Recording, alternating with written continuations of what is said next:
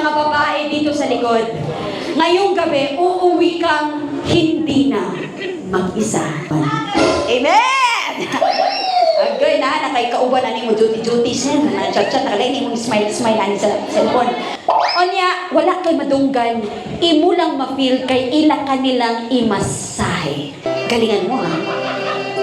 Ay, talagang manghihilot si number 1 ha. Sa purok nila, pinipilahan to ha. Oh, sexy ka, kakurubot ka. Sir Ken, kamusta ang hilot? Masarap ba? Order na yung magtutumot. Sexy ka pa kaya. Gahi-gahi to, kamot. Okay, gahi-gahi kamot na eh. Anyway, tignan naman natin ang hilot ni female number 2. Okay? Okay, thank you. Oh, sir, anong pakiramdam kay number 2? Okay na. Sige na, uki-uki, uy. And syempre, let's move on to our female number 3. Wow!